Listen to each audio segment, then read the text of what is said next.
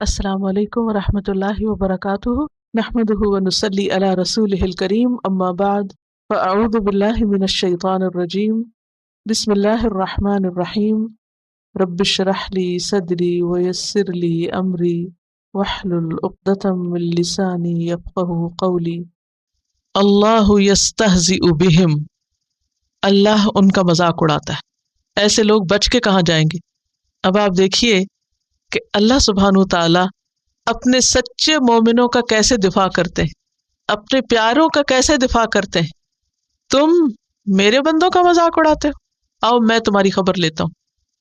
بچ کے کہاں جاؤ گے؟ بھاگو گے کہاں؟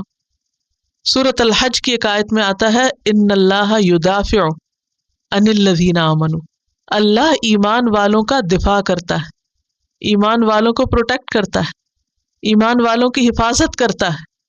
جب ان کے خلاف کوئی بات کرتا ہے، ان کا کوئی مذاق اڑاتا ہے، تو اللہ تعالیٰ کچھ ہی عرصے کے بعد ایسے سبب پیدا کر دیتے ہیں کہ جس سے ایمان والوں کی عزت میں اور اضافہ ہو جاتا ہے اور منافقین اپنا سموں لے کے رہ جاتے ہیں۔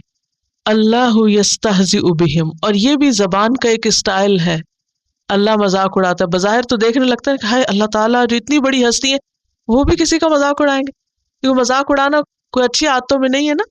تو جب اللہ کے لیے لفظ استعمال ہوا تو عربی زبان کا ایک اسلوب ہوتا ہے مشاکلت کا۔ مشاکلت کا لفظ کس سے ہے؟ شین کاف لام، شکل سے، یعنی جیسا وہ کر رہے ہیں ان کے جوابی حملے کے طور پر وہ لفظ آتا ہے۔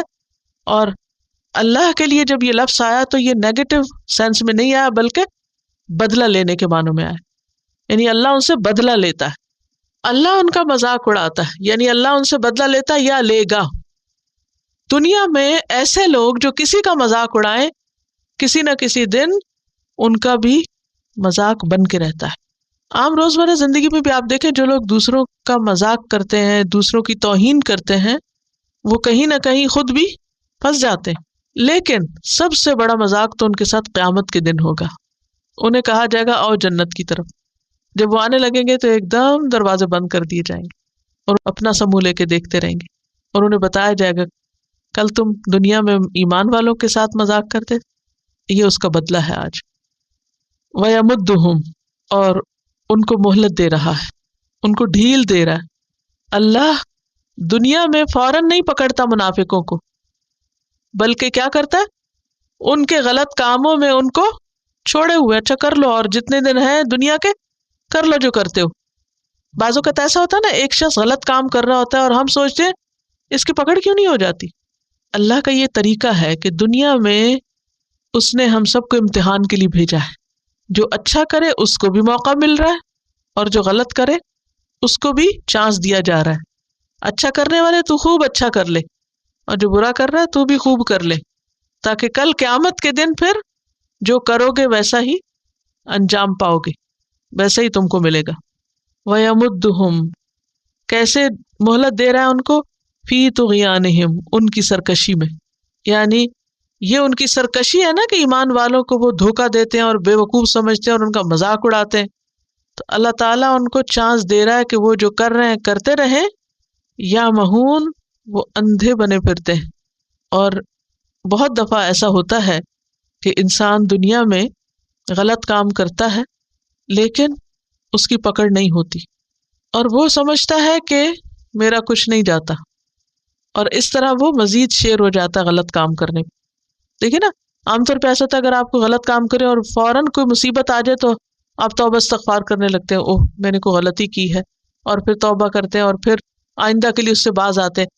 لیکن منافقین کے ساتھ ایسا نہیں ہوتا، وہ غلط کرتے ہیں اور ان کو اور ڈھیل مل جاتی ہے، کوئی پوچھ پکڑ نہیں ہوتی، اور وہ خوش ہوتے ہیں کہ دیکھو تم جو نمازیں پڑھتے رہتے ہو تمہاری تو روز شامت آئی بھی ہوتی ہے، اور دیکھو ہم کچھ بھی نہیں کرتے، اللہ ہم سے زیادہ راضی ہے۔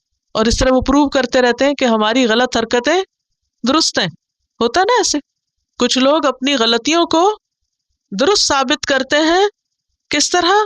اپنی دنیاوی خوشحالی کے بلبوتے پر، کہ ہمیں دنیا میں اللہ نے اتنا نواز رکھا ہے، اللہ ہم ہی سے راضی ہے، اور فلاں کے اوپر یہ مصیبت آئی، فلاں کی یہ شامت آئی ہے، اس سے تو بالکل ناراض ہے۔ تو اللہ سبحانہ وتعالیٰ فرماتے ہیں کہ یہ اللہ کا ایک طریقہ ہے کہ وہ لوگوں کو ڈھیل دیتا ہے اور ان منافقوں کو بھی مہلت ملی ہوئی ہے اور وہ اس میں اندھے بنے ہوئے. یہاں عین میم ہا کا روٹ آ رہا ہے. ہن کہتے ہیں حیران و پریشان ہونا، بھٹکنا، سرگردان ہونا، سامنے کی چیز نہ دیکھ سکنا کہ ان کو سچائی نظر نہیں آتی. اس آیت سے یہ بات پتہ چلتی ہے کہ منافقین کو ان کی غلطیوں کے باوجود دنیا میں ڈھیل ملتی ہے. ایک اور یہ بات پتہ چلتی ہے کہ منافقین کے اندر سرکشی ہوتی. یمدہم فی طغیانہم، سرکشی کیا ہے انسان کی؟ ہٹ دھرمی وہ کیا ہے؟ اللہ رسول کی بات جاننے کے باوجود نہ ماننا. ہو کیئرس، آئی ڈونٹ کیئر. ہٹ دھرمی سے انکار کر دینا. ویسا کسی کو کوئی کہے بھائی تم نماز پڑھ لو، کہ تم کو مبارک ہو نماز تمہاری، خود ہی پڑھو، ہمیں مت کہو. یہ سرکشی ہوتی ہے. ایک دفعہ نبی صلی اللہ علیہ وسلم کے پاس کچھ لوگ آئے. انہوں نے کہا کہ فلاں شخص کو ہمارے قبیلے کا سردار بنا دیجیے. حضرت عمر کی رائے کچھ اور تھی، حضرت ابوبکر کی رائے کچھ اور، دونوں میں اختلاف ہو گیا.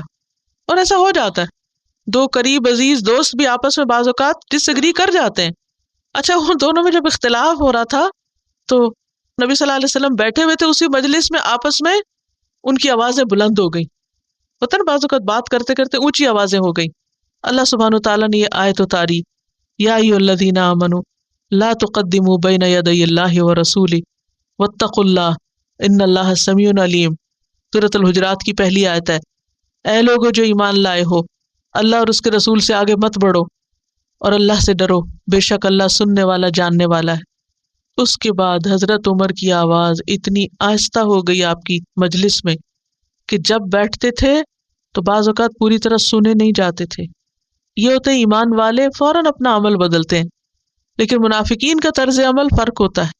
ان کو جب کوئی بات کہی جاتی ہے تو وہ الٹا مذاق اڑاتے ہیں، سرکشی کرتے ہیں. سرکشی کیا ہوتی ہے؟ کوئی پرواہ نہیں ہم کو، ہو کیئر، کندھے اچکنا. یہ رویہ مومن کا نہیں ہوتا.